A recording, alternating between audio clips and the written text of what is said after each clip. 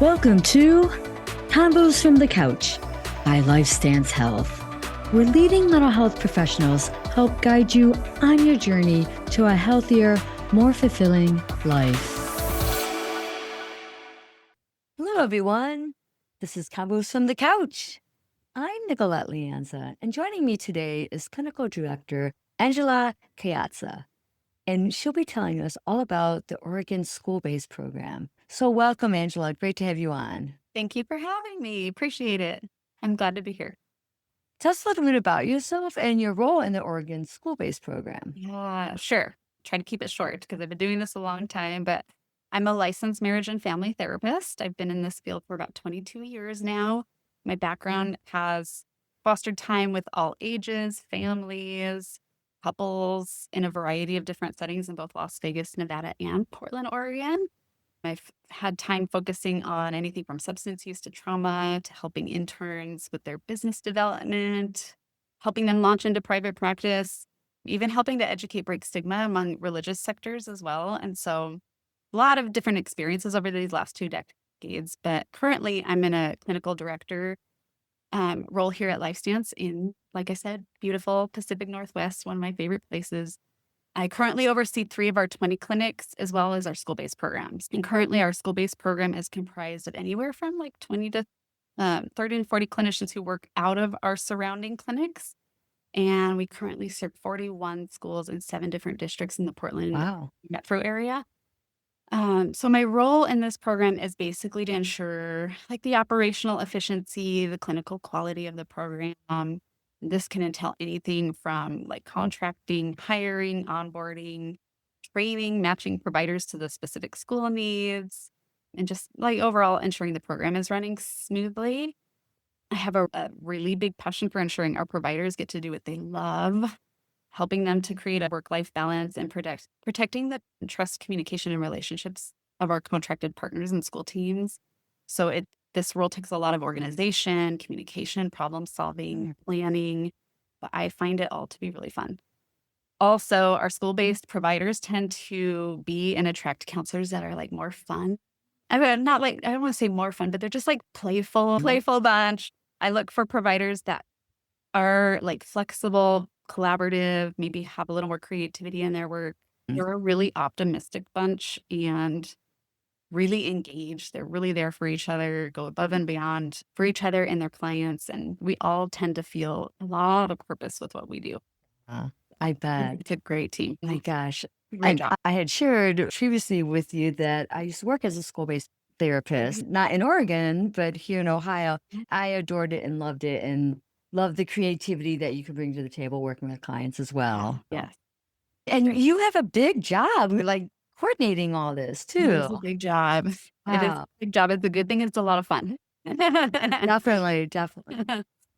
So what is a school-based program and how is it different from clients seeing a therapist in a traditional practice or clinic? Yeah, that is a really good question. Basically, a school-based program is a mental health program that is basically an initiative of various stakeholders that it can include school districts, government agencies, nonprofit organizations, healthcare organizations like LifeStance. And the program as a whole includes certain components like counseling services, early detection and intervention, crisis intervention, collaboration with parents and teachers, and then obviously like the ability to teach students coping skills, emotional regulation skills, resilience skills. And then another component is that even educating staff and teachers so that we can equip them, any educators, to basically recognize and respond to student mental health needs because it presents a certain way in a classroom. So it's pretty different from the traditional like clinic or private practice setting in various ways. The biggest benefit, though, of a school-based program is the access to care. So we Yes. reduce Yeah. barriers by simply providing these services on site at the school. And then this just eliminates so many different things for families, like difficult transportation, Right. scheduling conflicts, having to lose income to take time off of work to make an appointment for kiddos. We also are able to take both state and commercial insurances and have some ability to help with financial barriers. So because of this stakeholder collaboration, families without insurance. Maybe they're facing a gap in their coverage. Maybe their deductibles are too high or their copays are just simply not affordable. Because of that collaboration, we can sometimes even meet some financial assistance. And so in those situations, another way our program differs from a traditional setting is that being on site not only removes barriers for the families, but also for the providers, because we have such easier access to the collaboration with the school staff and other people that might be involved in the student care. So we can even observe actual behaviors on site. We do a lunch or classroom observation. Right. So we are Right. seeing the actual behaviors rather than hearing a description of them from a Right. parent. Right. And then we're able to address academic and behavioral concerns in real time. So the overall environment helps us, I feel like it helps us connect with more authentic version of the kid I because agree. kiddos are way more themselves if they're Right. coming on after seeing their friends. They're way more themselves when they come Right. into the therapy room than they would be in a clinic. And then because they're in their own familiar environment, I feel like we get more accurate information. We can see how things are playing out and affecting other areas of their life with academics or peers. And then we're able to integrate the work that we do in session much more effectively week to week because we have the support of a team. We can include classroom intervention and practice skills and support the outside of session in their real in life and environment. One other way that is important to mention too that we might differ than a traditional setting is we probably use interpretive services more often as well Okay. because we work with much more diverse populations. I think one of our districts in particular, which is well known for their diverse population, represents more than 30 languages in one Oh, district. wow. It's huge. Wow. So that would be different than working in a clinic. And then we are much more hands-on with what we call pre-engagement. So any of that work that it takes from the time we make the referral to engaging in services could be paperwork, scheduling efforts, community relations, education to break stigma, those kinds of things we would have more involvement with than in a Yeah. clinic setting as well. Yeah, so Wow. lots of differences. It's quite different. Yeah. Yeah, Quite different for sure. even though the clinical work piece is the same. Yeah, Right. it's a lot more collaborative and why we need clinicians that have that flexibility. Yeah. Very important. Yeah. So how does the program work? So basically, the school designates a school counselor that is considered a point person for who we determine is a good match for that school to provide services. And so the school point person is skilled in identifying the students that would benefit from our services. They get the approval from the family to place a referral. And then once they place that referral, it goes straight to our online, it's an online referral. So they just type that right into our website. It goes directly to our coordinators, and our coordinators get that, give them a call right away. If we don't get through, we'll leave a message and then we'll make a second outreach that following week later. And so after we'll make 2 outreaches to connect with the family to get scheduled. If we're unable to reach the family after 2 outreaches, then our assigned therapist will work together with the school counselor then, so that then the school kind of follows up with the family. And whether they call in together with the family or at some point when parent comes in, our coordinators can be reached directly. Or so that line that is on our website goes direct to our coordinators. They don't have to go through a phone tree and it'll be passed along. That they complete a 10-minute intake call and then they're scheduled for an intake visit. And that intake visit with the parent can be done virtually. And 14 and over can actually do an intake without a parent. Oh, okay. So they can access their care, 14 and older in Oregon. So once that is complete, then it gets easier from there because then our provider can begin to work with their point person to pull the kiddo from class weekly. They have to work together to know like what the best time to determine when to pull. We don't want to be pulling them from the same class or class Of they may be course. struggling in. There's all kinds of things that have to be considered to make that happen. But it's easy that we're able to just pull them when they can and we can go Right. and do session. And then things like confidentiality or mandatory reporting are very, very much the same. That doesn't really change legally, although the little bit of differences in terms of confidentiality are like the communication about the referral. So the school in our contract, it does state that we can communicate about that referral accessing, whether they're engaging or terminating in treatment. If families don't want that information, it would be better to be seen in a clinic setting. That is like the purpose of a school-based program, is to have that collaboration.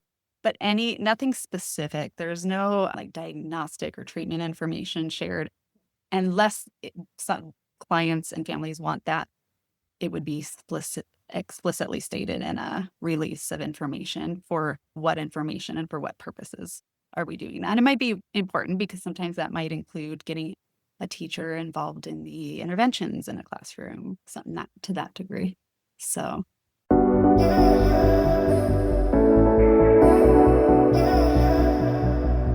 yeah, I think that covers the Yeah. confidentiality and mandatory reporting. Wow. So So this program sounds like it benefits students and families a lot. So yeah. can you give us Yeah. some examples of how it benefits students and families? Oh my gosh, yes.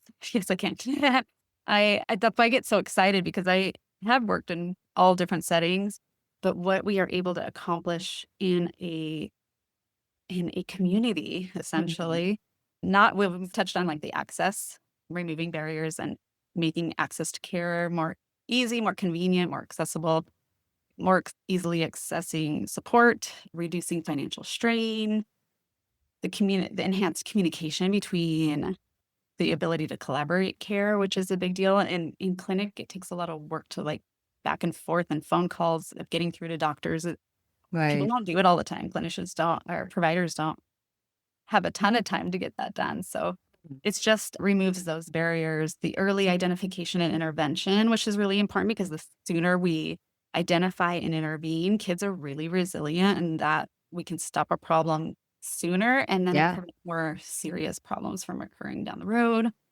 Reduced absenteeism, improved academic performance, obviously reduction of behavioral issues, better social and emotional development.